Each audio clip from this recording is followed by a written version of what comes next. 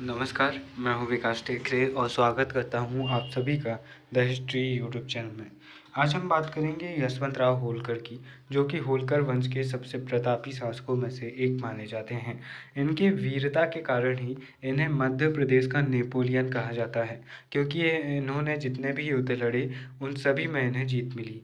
दोस्तों, यशवंतराव होलकर से पहले भी बहुत बेहतरीन शासक होलकर वंश में रहे, जैसे कि जो मल्हार राव होलकर संस्थापक थे, उनके बाद में अहिल्याबाई आती हैं। तो उनके अगर आप उनसे संबंधित जानकारी चाहते हैं तो आप M A history fourth sem या सेकंड सेम की प्लेलिस्ट में जाकर होलकर वंश से जुड़े वीडियोस को देख सकते हैं। दोस्तों, यशवंतराव होलकर को जसवंतराव होलकर भी कहते थे। कुछ इतिहासकारों ने इन्हें जसवंतराव होलकर भी माना है, इसलिए इस बात को ध्यान में रखना। कई बार एग्जाम में इस तरह से भी प्रश्न पूछा जाता है कि जसवंतराव होलकर के बारे में बताइए, इसीलिए जसवंतराव और यशवंतराव दोनों एक ही थे होलकर वंश में। इनका जन्म 1776 में हुआ था और इनकी मृत्यु 1811 में हुई थी। ये पहले शासक रहे जिनसे अंग्रेजों ने बिना किसी शर्त की संधि की। 1799 में होलकर राजा के रूप में यशवंतराव घोषित होते हैं, लेकिन इन्होंने अपने भतीजे खांडे राव को शासक बनाया। हालांकि खांडे राव सिर्फ 1 साल के रहते हैं और उनके पीछे संरक्षक के रूप में यही शासन चलाते हैं। उज्जैन का युद्ध 4 जून 1801 को हुआ था, जिसमें सिंधिया को यशवंतराव बुरी तरह हराते हैं। यहाँ पर जो स्वार्थी दौलत राव सिंधिया होता है उसे ये हराते हैं, क्योंकि जो दौलत राव सिंधिया होता है वो मल्हार राव होलकर द्वितीय को मार देता है, जो कि यशवंत राव होलकर के बड़े भाई होते हैं। पूना का युद्ध होता है मई 1802 में। सिंधिया और पेशवा की संयुक्त सेना के खिलाफ युद्ध लड़ते हैं और पेशवा के जो गद्दी के लिए युद्ध होता है, बाजीराव का भाई अमृत राव पेशवा बनना चाहता है। यशवंत राव के भाई बिठोजी ने उसकी सहायता कर पुणे पर आक्रमण किया। पेशवा ने बिठोजी को गिरफ्तार कर उसे हाथी से कुचलवा दिया। यह युद्ध का मुख्य कारण बना। इस युद्ध में यशवंत राव ने पेशवा के बुरी तरह पराजित किया और हार के बाद अपनी सुरक्षा की दृष्टि से सिंधिया के कहने पर पेशवा अंग्रेजों से 31 दिसंबर 1802 को बसीन की संधि कर लेता है। और बसीन की संधि द्वितीय आंग्ल मराठा युद्ध का कारण बनती है, क्योंकि यहाँ पर से जो इनकी आंतरिक फूट और कला होती है वो अंग्रेजों तक चली जाती है। यशवंत राव अमृत राव को पेशवा बना देता है। हालांकि बसीन की संधि के बाद अंग्रेज पुनः अमृत राव को हटाकर बाजीराव को फिर से पेशवा बना देते हैं। 14 अगस्त 1803 ईस्वी को अमृत राव 7 लाख वार्षिक पेंशन और बादा जिला में जागीर के बदले यशवंत राव के खिलाफ जाकर अंग्रेजों से संधि कर लेता है।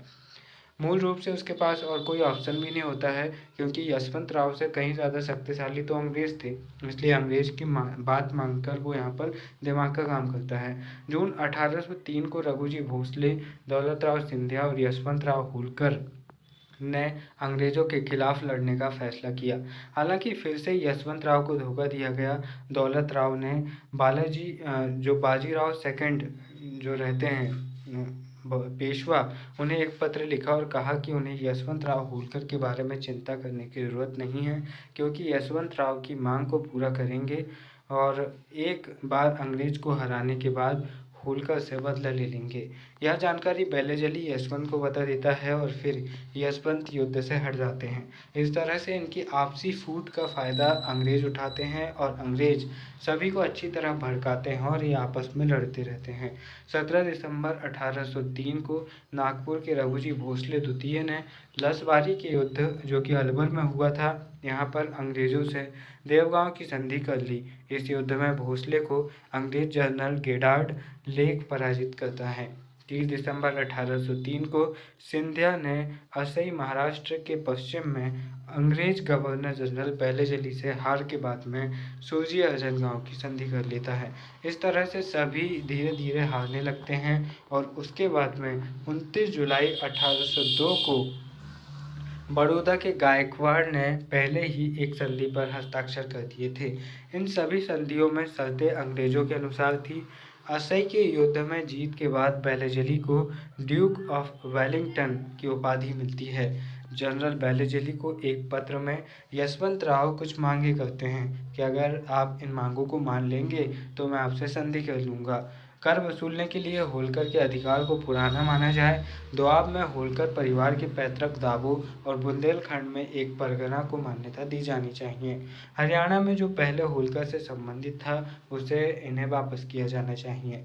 आपको पता होना चाहिए कि होलकर जो मूल रूप से हैं ये उसी साइड से हैं और फिर ये धीरे धीरे आकर महाराष्ट्र में बसे और फिर 1728 में मल्हारराव होलकर को बाजीराव प्रथम इंदौर राज्य दे देता है, जहाँ से ये होलकर वंश की नींव डालते हैं। दोस्तों, यहाँ पर बेलेजेली इस पत्र का कोई जवाब नहीं देता, क्योंकि उसे पता होता है कि भाई अब मैं तुम्हारे जैसे छोटे राजा की अगर बात मानने लगा तो फिर मेरी इज्जत क्या रह जाएगी। जून से सितंबर 1804 ईस्वी तक यशवंत ब्रिटिश को विभिन्न युद्धों में हराते हैं। 8 अक्टूबर 1804 को महाराजा यशवंत ने मुगल शासक शाह आलम द्वितीय को मुक्त कराने के लिए दिल्ली पर हमला किया, जिसे अंग्रेज़ों ने कैद कर लिया था। यहाँ पर यशवंत राव शाह आलम द्वितीय को कैसे छुड़ा लेते हैं, तभी अंग्रेज उज्जैन पर हमला कर देते हैं तो उन्हें वापस आना पड़ता है। उनकी बहादुरी को स्वीकार करते हुए मुगल सम्राट शाह आलम द्वितीय उन्हें महाराजा धीराज राजाधेश्वर अलीजा बहादुर की उपाधि देता है। हालांकि उपाधि याद नहीं रहेगी, बस इतना ही याद कर लेना कि उन्हें महाराजा की उपाधि वो देता है। महाराजा छत्रपति की उपाधि इनके पास थी और यशवंत राव होलकर को मध्य प्रदेश का नेपोलियन कहा जाता है और वास्तव में ये एक काफ़ी प्रसिद्ध सेनानायक रहे हैं मध्य प्रदेश के। यशवंत को संधि का प्रस्ताव सर्वप्रथम बेलेजेली के कहने पर जनरल गेडार्ड करता है, जिसे ये ठुकरा देते हैं। फिर जब ये खुद पत्र लिखकर संधि की शर्तें रखते हैं तो बेलेजेली नहीं मानता, क्योंकि बेलेजेली बोलता है कि जब हम आए थे तब तो तुम बहुत इतरा रहे थे, अब तुम आए हो तो हमारी बारी है। इसके बाद में 16 नवंबर 1804 को यशवंत राव डेग पहुंचे। यहाँ उनका स्वागत जाट सिख राजा रणजीत सिंह करते हैं। यशवंत राव मध्य प्रदेश के एकमात्र राजा थे जो कभी कोई युद्ध नहीं हारे। 13 दिसंबर 1804 को लॉर्ड लेक ने डेग पर हमला किया। आश्चर्यजनक रूप से जाट शासक रणजीत सिंह ने अंग्रेजों के साथ संधि कर ली और यशवंत जब लगभग जीत चुके थे तो यहाँ पर उन्हें फिर डेग छोड़कर भागना पड़ा। भारतीय राजाओं को विभाजित रखने के लिए अंग्रेजों ने घोषणा की कि वे होलकरों के क्षेत्र को अपने भारतीय मित्रों में बांट देंगे। अमीर खान फिदारी और भवानी शंकर खत्री, जिसकी मदद से वे एक बार बाजीराव की जेल से बचकर निकले थे, बाजीराव सेकंड की जेल से, तो ये यशवंत को धोखा दे देते हैं और अंग्रेज़ों ने जो टोंक की जागीर आमिर खां पिडारी को दे दिया और दिल्ली में एक महल और जागीर भवानी शंकर खत्री को दे दिया। भवानी शंकर खत्री की दिल्ली में स्थित हवेली को आज भी नमक हराम की हवेली कहा जाता है और अब जो अमिताभ बच्चन की नमक हराम मूवी है शायद वो इसी से इंस्पायर होकर बनी होगी। यशवंत राव ने देखा कि बाकी राजा एक समान कारण से एकजुट होने के लिए तैयार नहीं थे और केवल व्यक्तिगत लाभ के लिए ही इच्छुक थे कि वे अंग्रेजों के साथ रहेंगे। 24 दिसंबर 1805 को ब्यास नदी के तट पर राजपुर घाट नामक स्थान पर संधि पर हस्ताक्षर किए गए। इस संधि को ब्रिटिश सरकार और यशवंत के बीच में the treaty of peace and Amity नाम दिया गया। 24 अप्रैल 1805 को लॉर्ड लेक पत्र लिखता है कि यशवंत को नहीं संभाल पा रहे हैं और बेलेजेली कुछ करता है उससे पहले ही उसके स्थान पर कॉर्नवालिस आ जाता है। यह भारत के एकमात्र राजा थे जिन्होंने ब्रिटिश वापसी की लंदन नीति के अनुसार बिना शर्त के संधि की थी। यह सहायक गठबंधन की संधि नहीं थी जो ब्रिटिशर्स ने अन्य भारतीय राजाओं के साथ में की थी। अंग्रेजों ने उन्हें एक संप्रभु राज्य के रूप में मान्यता दी और अपने सभी क्षेत्रीय और संपत्ति को वापस कर दिया और जयपुर, उदयपुर, कोटा, बूंदी और कुछ राजपूत राजाओं पर भी उनके प्रभुत्व को उन्होंने स्वीकार कर लिया। इसके साथ ही हम ये देखें कि उन्होंने यह भी स्वीकार किया कि वे होलकर से संबंधित जो मामले हैं उनमें हस्तक्षेप नहीं करेंगे। यशवंत राव को मध्य प्रदेश का सिंह, मध्य प्रदेश का शेर, मध्य प्रदेश का नेपोलियन आदि नामों से जाना जाता है, क्योंकि जब मराठे और उनके अलग अलग सरदार अंग्रेजों के सामने झुकते जा रहे थे उस समय पर भी कोई अगर सर उठाकर खड़ा हुआ था तो वो था यशवंत राव होलकर। इनकी मृत्यु 27 अक्टूबर 1811 को भानपुरा में हो जाती है। 1805 में यशवंत ने अपना शासन संभाला था और भानपुरा में हथियार फैक्ट्री डाली थी। यहाँ पर हथियार फैक्ट्री डालने का उनका उद्देश्य था कि अपना सशक्त राज्य स्थापित करना और 1 लाख सैनिकों की मजबूत सेना बनाना, ताकि वे अंग्रेज़ों को हरा सके। तो हम ये कह सकते हैं कि अगर इनकी जो सैनिक कुशलता थी, उस सैनिक कुशलता में ये मध्य प्रदेश के ही नहीं बल्कि भारत के अलग-अलग इस समय पर इनके समकालीन जो शासक थे, उनमें ये सर्वश्रेष्ठ माने जा सकते हैं। लेकिन इनके अंदर एक बहुत बड़ी कमज़ोरी ये थी कि ये सिंधिया और पेशवाओं की राजनीति में उलझ कर रह गए, जिसका फ़ायदा अंग्रेज़ों ने उठाया और द्वितीय आंग्ल मराठा युद्ध में ही इनकी कमर टूट गई। इसलिए हम ये कह सकते हैं कि ये मल्हार राव होलकर, जो कि होलकर वंश के संस्थापक थे, उनसे कहीं ज़्यादा वीर और योग्य थे, लेकिन राजनीतिक दक्षता में ये उनके आसपास भी नहीं थे। अगर जसवंत राव या यशवंत राव होलकर राजनीतिक कुशलता में भी थोड़े बहुत बेहतर होते, तो ये कहा जा सकता था कि मराठा शक्ति जो मुगलों को रिप्लेस करने वाली थी, उस मराठा शक्ति को होलकर वंश रिप्लेस कर सकता था।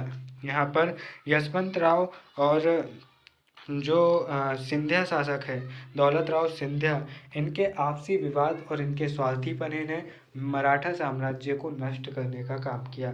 इसलिए मल्हार राव जो यशवंत राव होलकर हैं, उनके बारे में कुछ महत्वपूर्ण बातें इस प्रकार थी। वे एक योग्य व्यक्ति थे, हालांकि उनके अंदर राजनीतिक दक्षता का अभाव था, लेकिन सैनिक दृष्टि से और वीरता के स्थान पर वे अपने आप में ही बहुत ज़्यादा महान व्यक्ति थे। तो यहाँ पर हमने यशवंत राव होलकर को समझने का प्रयास किया। अगले वीडियो में हम यशवंत राव होलकर से 1947 ईस्वी तक होलकर वंश के बारे में समझेंगे। वीडियो के अंत में बस इतना ही कहना चाहूँगा, शुरुआत करने के लिए महान होना ज़रूरी नहीं, पर महान होने के लिए शुरुआत करना अनिवार्य है। फिर मिलेंगे अपने किसी और वीडियो में, तब तक के लिए नमस्कार, जय हिंद।